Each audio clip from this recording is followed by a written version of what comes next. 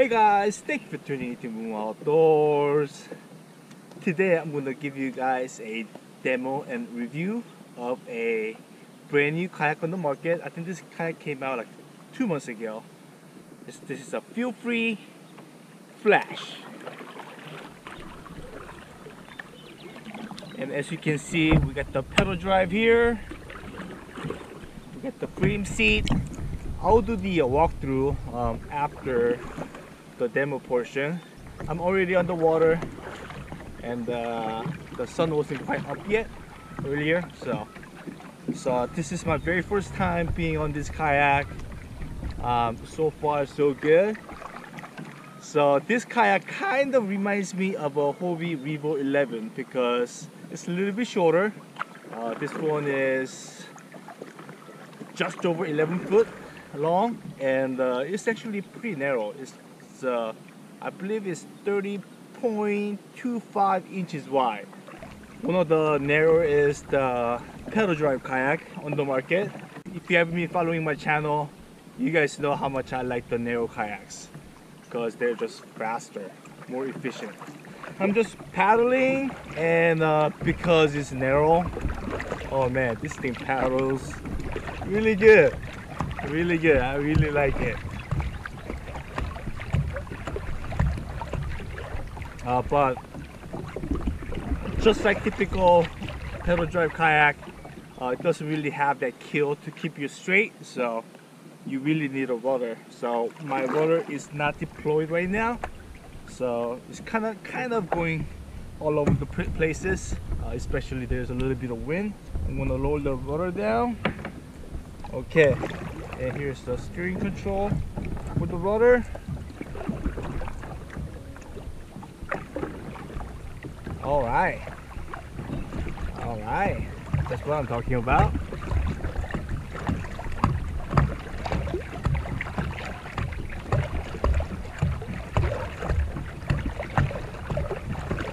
So just like any other prop drive kayaks, your seat is adjustable. You can move your seat forward, you can move your seat back.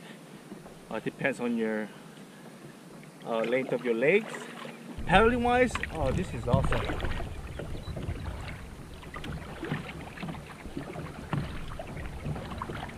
Okay, let me put the drive down, and I'll show you guys a little bit later how all this drive and the seat works.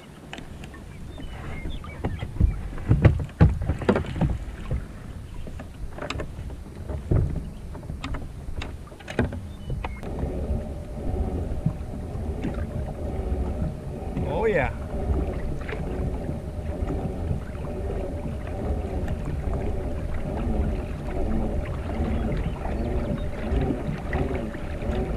Oh, it moves so easily. This is great.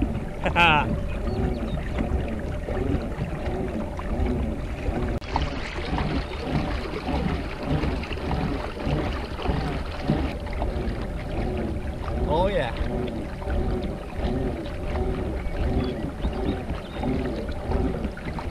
So I love the narrow kayaks because they're so efficient. I mean, paddling this thing is so easy.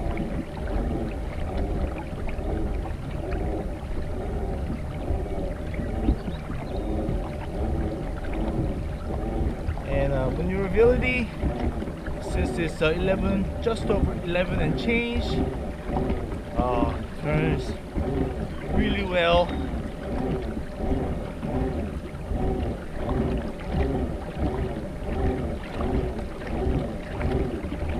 Turning radius is a little bit bigger than the 10-foot kayak, but man, it turns really well.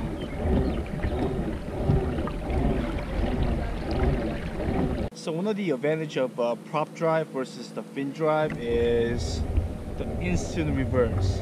You could be going forward and you could pedal back and put yourself right at the spot. So this being, you know, it's pretty much 30 inches wide. Let's see how the standability is on this guy. Oh, look at that. Not bad at all.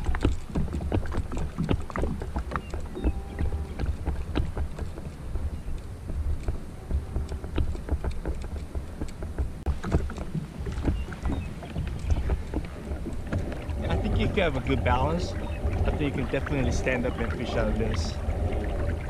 As long as your weight is not more than 200 pounds. One of the downside about this kayak is the weight capacity. The total weight capacity is 250 pounds, so this is really ideal for those people who are 175 and less. This is more of a recreational kayak, not a, obviously you can fish out of it. It's got the rod holders and everything, but it's not really for tournament fishing. I would say you can make a tournament fishing kayak if you are under 175. When it comes to tournament fishing, you're carrying so many rods, so many tackles. All the items you carry will just add on to the weight. I am very confident that this could be used out in the bay. Very efficient, easy to pedal. So pedaling up against the current, pedaling up against the wind, this will be good. Out in the ocean, I think this can handle it. I fished out of my Revo 11 for a few years before I upgraded to Revo 13. Revo 11 is 11.5 feet long, so 11 feet and 6 inches. This is like 2 inches shorter than that. I kind of like how the kayak responds. I'll feel more confident if the seat was a little bit lower. So the seat can be moved forward or backwards, but it has one height position, so it is sitting up a little bit higher, which makes it easier to stand up and easier to cast. I'm gonna say I'll feel much confident if the seat was lower in the ocean with the swells, but out in the bay, definitely 100%. This can definitely do the bay, and hopefully on one day I'll take this out to the bay and test it out. Since we're out on the water, we're gonna be on the water for a few hours, so why not do some fishing? Alright, so we are back on land. We did pretty good fishing wise, so make sure you guys check the video out. The video is going to be probably next week, so check it out. Anywho, let's do a walkthrough of Feelfree Flash. Before we do anything, I'm gonna flip this over. Take a look at the hull shape, because I never saw the hull shape myself. I was imagining it being pretty flat. It is pretty flat, but it is a tri-hull, and it's got a pretty good rocker to it, except for the front keel here. But the hull itself, it's got a really nice rocker to it, so it's gonna go over the wave pretty well.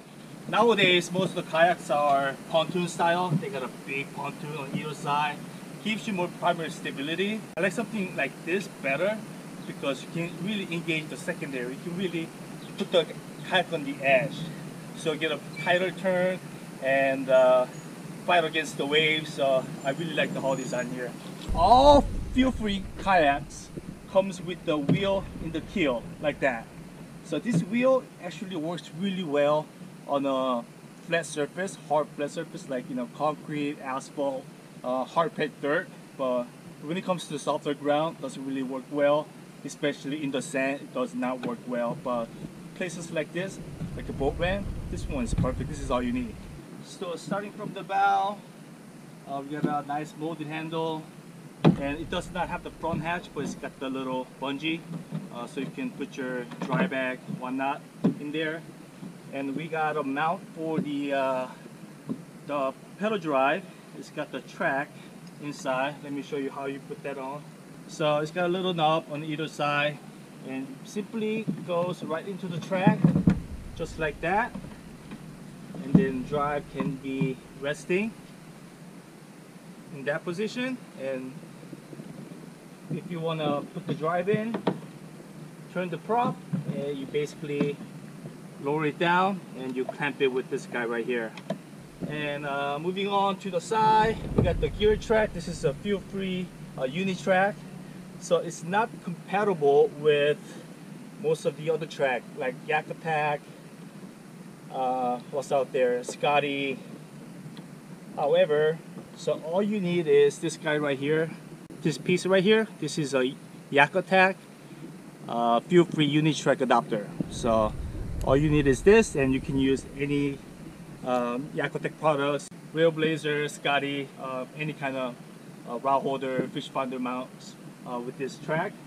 This guy right here is a rudder up and down. So you pull it and the water goes up and you lock it in place. It's got the clamp cleat, and then you release it and the water goes down. On the left side, here's the rudder control. Let me pull this up real quick. So left and right, obviously. And we got a same kind of track for the seat here. So this is really simple installation.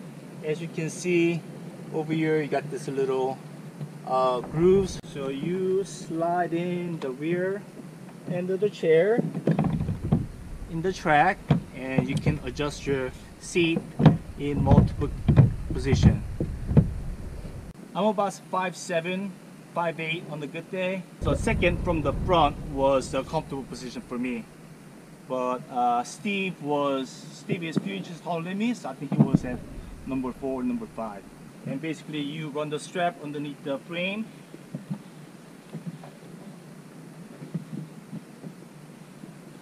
And come through this hole right here, hand buckle here.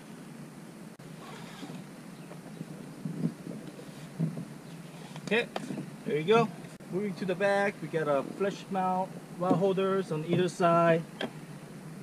It comes with the rod leash as well, and we've got a pretty good sized tank well with the bungee. There are many scupper holes throughout the kayak. And the back, we got the rear handle and the rudder and the drain plug. This is 11 foot and 4 inches long and 30 and quarter inches wide. So pretty narrow, not too short, but very portable. I believe this weighs 70 pounds without the seat and without the drive, which is pretty portable for pedal kayaks. I was on a half a day, Steve was on the second half, but I really dig it. It's pretty fast, very efficient. After pedaling this for a few hours, I hop onto Steve's Outback and I can really feel it in my legs. So I have to put a lot of more effort to go pretty much the same speed as I was going in this guy. Only downside about this kayak is the weight capacity. The weight capacity on this kayak is 250. So I do not recommend this kayak anybody who is over 175. If you are just recreational, a couple rods, fishermen, you'll be fine up to probably 200 pounds. But if you are bringing on a lot of gear and if you are catching a lot of halibut, a lot of big fish, probably be safe if you are 175 or under. And also this would be a really good option for if you have a spouse who is a lighter, or if you have a kid who wants to tag along while you go kayak fishing. This would be a really good option because it's very affordable, one of the most affordable pedal kayaks out there, and it comes with Feelfree warranty, and it comes with all the after service. If you have issue with the drive, if you have issue with the kayak, just contact your dealer and dealer will take care of you. So that's something we don't have with mass-produced kayaks from China. Basically same kayak that a lot of different companies put their logo on. With a very affordable price, you get the whole warranty and after service with it. So I highly recommend Feelfree Flash. So I forgot to mention how comfortable the seat was. Seat was actually pretty comfortable. I wouldn't say it is as comfortable as Hobie seats or the Feelfree Gravity seat that you see in the lure models, but it's actually pretty comfortable, much more comfortable than some of the other kayaks that I tried in the past. Once again, thank you for watching. Please like, comment, share, subscribe. Stay tuned for more and go outside and enjoy the outdoors.